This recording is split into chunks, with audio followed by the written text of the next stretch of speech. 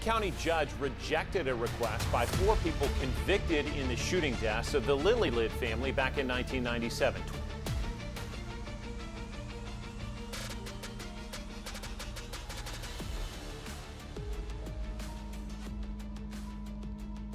On April 6, 1997, a family of 4 pulled into a rest area on Interstate 81 in Tennessee. They were returning home from a religious convention, tired but happy. The father smiled at 2 young strangers and asked a simple question. "Do you believe in God?" Within 2 hours, 3 members of that family would be gone, their bodies discovered in a muddy ditch alongside a remote country road. The 4th victim, a 2-year-old boy, would survive with devastating injuries that would change his life forever. But here's what makes this case truly chilling. The people responsible weren't hardened criminals or experienced offenders. They were 6 teenagers, the oldest just 20 years old, who would later claim they were trying to start Armageddon.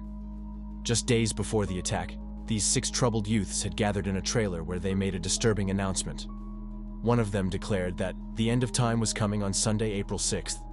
They had spent the previous night at a motel, burning the number 666 into the carpet and engaging in rituals that showcased their descent into darkness. They had already committed armed robbery, stealing weapons and cash from a police officer's home. Now they needed one more thing: a reliable vehicle to escape. What they chose to do to get that vehicle would shock even the most seasoned investigators and leave a community asking one haunting question. This wasn't a crime of passion or a robbery gone wrong. The evidence at the scene told a story of calculated execution. The family had been lined up along a ditch and shot one after another. They weren't harmed all at once. Members of the family witnessed other members being harmed. Tire tracks showed that the attackers had driven over 2 of the victims as they fled. Yet when investigators searched the suspects after their arrest, they found something bizarre. Worthless personal items belonging to the victims. A piece of a belt, a Hello Kitty diary lock, a photograph of a 6-year-old girl. These weren't valuable items worth stealing. They were trophies. But trophies of what? And why would 6 teenagers from broken homes in Kentucky choose this particular family for such extreme violence? What makes a group of young people capable of such calculated harm?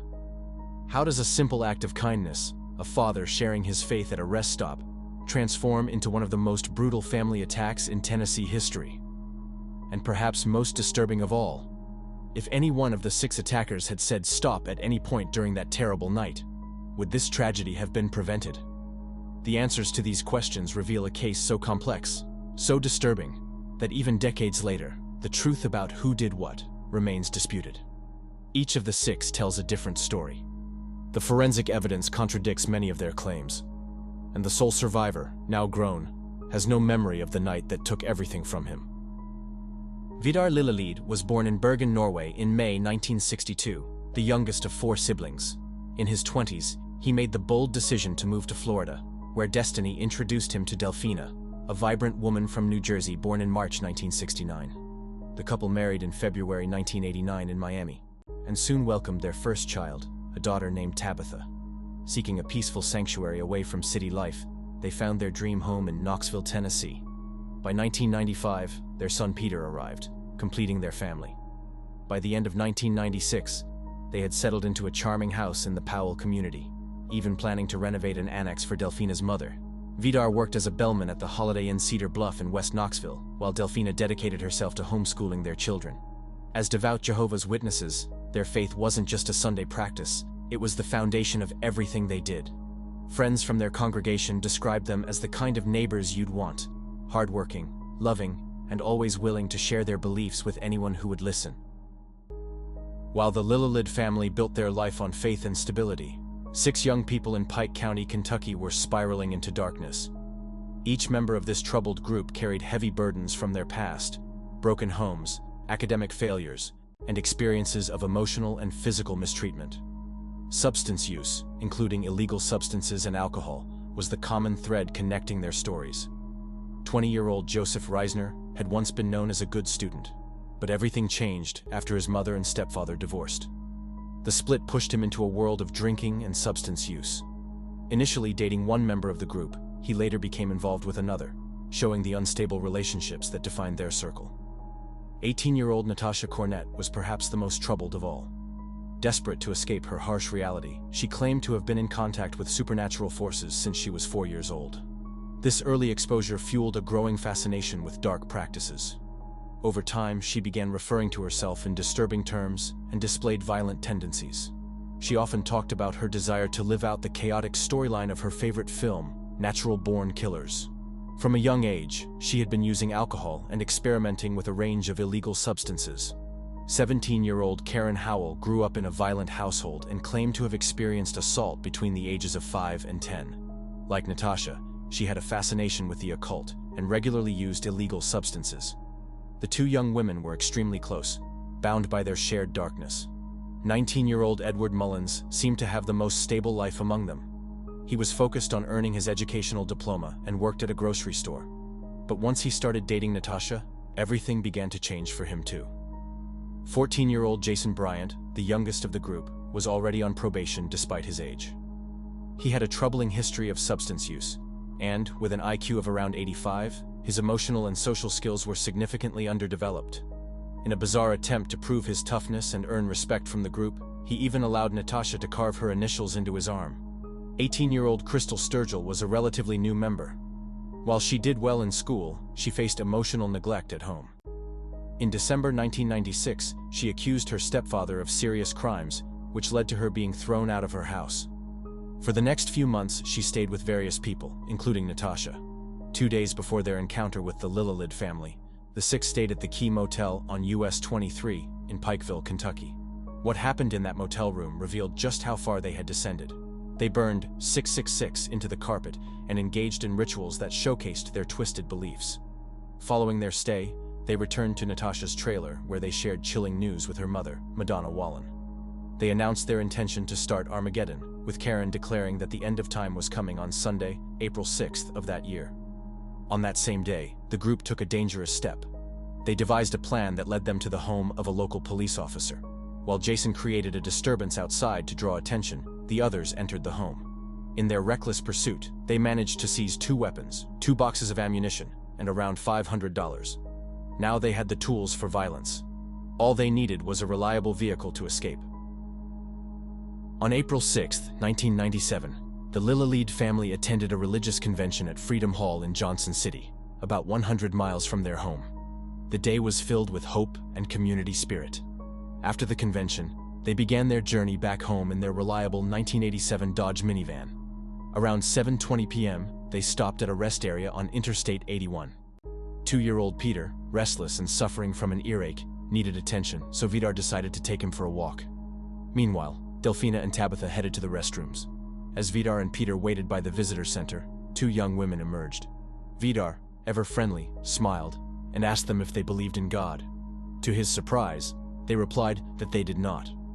Just then, 2 young men joined the scene. When Vidar offered to share more about his faith, one of the men responded with interest. This encounter marked the beginning of a tragic turn of events. The 2 young men were Joseph Risner and Jason Bryant. Alongside them were Natasha Cornett and Karen Howell. As Vidar began to explain the basics of the Jehovah's Witness faith, Delphina and Tabitha soon joined them. But suddenly, Joseph returned from his car where Edward Mullins and Crystal Sturgill were waiting. In a shocking twist, he pulled out a weapon and declared, "I'm sorry about this, everybody. Just be quiet, and nothing's going to happen to you. All we need is the van." Joseph's blue Chevrolet Citation was barely running and wouldn't last much longer. He had just received a speeding ticket, adding to his anxiety about getting caught. They were also in a tight financial spot. Desperation hung in the air as they needed a reliable getaway vehicle. With the weapon in hand, Joseph ordered the family to return to their minivan. Vidar, hoping to defuse the situation, offered to give the group his wallet and keys, but they refused. The Lillelid family was forced into the van alongside Joseph, Natasha, Karen, and Jason. Vidar was made to drive, and as they pulled out of the rest area, Edward and Crystal followed them in Joseph's car. During the terrifying drive, Delphina did her best to keep her children calm by singing, but her attempts were met with frustration when Jason snapped at her to be quiet. In the middle of all this chaos, young Tabitha, with her innocent heart, tried to lighten the mood by offering Karen one of her chocolates. It was a gesture of pure kindness from a child who couldn't comprehend the danger surrounding her family. Just before 9 p.m. that night, 2 calls came into emergency services. reporting the sound of weapons being discharged on Payne Hollow Lane in Greenville. One neighbor claimed they heard the sounds and noticed two cars pull up, but only one drove away. The second caller, a contractor working on a nearby water tower, reported hearing two quick bursts, followed by chaotic noise. Deputy Jeff Morgan and his supervisor arrived around 9 p.m. They first spotted the headlights of a blue Chevrolet Citation oddly angled on the road. It looked abandoned, stuck on a stump in the muddy ground. The car was empty and its license plate was missing, but what they discovered next to the car would haunt them forever. In a ditch nearby, they found four bodies: a man and a woman, with a young boy and girl resting on top of them. 6-year-old Tabitha was draped over her father, Vidar, while 2-year-old Peter was lying on his mother, Delphina. All four had been shot, and Vidar and Delphina's legs were marked by tire tracks where they had been run over. As police processed the scene, little Tabitha made a slight movement, prompting officers to rush her to the hospital. Doctors at the University of Tennessee Medical Center in Knoxville worked tirelessly throughout the night to save her, but tragically she passed away the following day. Meanwhile, Peter lay across his mother's body, his face in the mud. When Deputy Jeff Morgan turned him over, Peter let out a heartbreaking cry. The deputy quickly sat down and held him close until the ambulance arrived. Peter was rushed to the hospital where doctors discovered he had suffered severe spinal damage and lost an eye. They feared he could have suffocated if he had been left in the mud any longer. Against all odds, the 2-year-old survived. During the examination of the victims, authorities determined that the family had been lined up along the ditch and shot one after another. Vidar was believed to have been harmed first. He was shot in the right eye, an injury that would have knocked him unconscious instantly. While lying in the ditch, he was shot 4 more times. Delphina was initially shot in her left arm and then in her left leg. Neither wound was immediately fatal.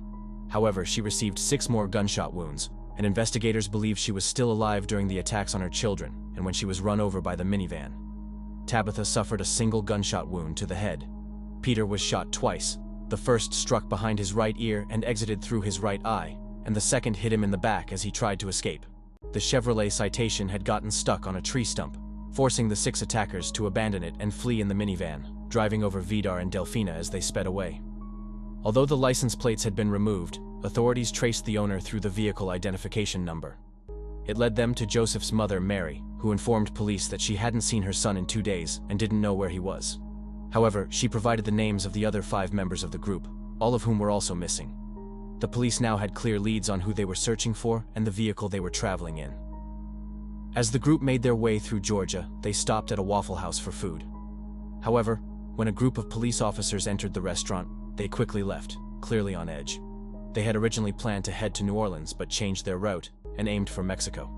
Upon reaching the border, they were denied entry because they didn't have proper identification. After some effort, they managed to find a way into the country. However, things took a turn when Jason Bryant was shot in the hand and leg during their time in Mexico. The group was eventually stopped by Mexican police who, upon hearing their claims of being lost, ordered them out of the van for a search. During this search, officers discovered a weapon and a photo album that belonged to the Lillelid family.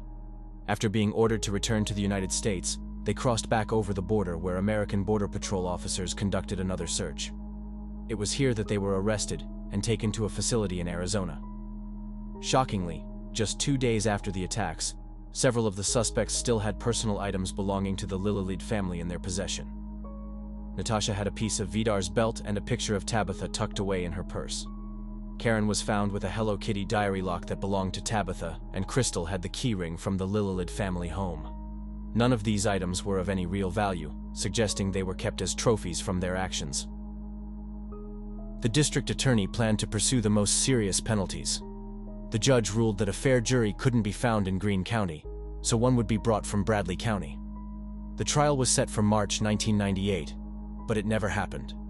In February of that year, all 6 defendants pleaded guilty as part of a plea deal to avoid the most serious penalties. The truth of who fired the fatal shots remains unclear. Natasha, Karen, and Joseph claim Jason was the sole shooter. Jason insists it was Joseph and Edward. Crystal maintained she never left the car. All 6 received the same sentence: 3 consecutive life sentences without parole, plus an additional 25 years for Peter's case. Appeals for the juveniles, Karen and Jason, were later denied. All 6 remain in prison in Tennessee to this day. As for 2-year-old Peter, who survived the attack, His life took a significant turn following the tragic events. After his medical condition stabilized at the end of April 1997, a custody battle ensued between his maternal grandmother, Lydia Celaya, residing in Miami, Florida, and his paternal aunt, Randy Heyer, living in Sweden. The deciding factor in the case was Heyer's commitment to raising Peter in the faith and teachings of Jehovah's Witnesses, honoring his parents' wishes. On July 1, 1997, a local judge awarded custody to Heyer. Peter was raised in the Stockholm area by Heyer and her family.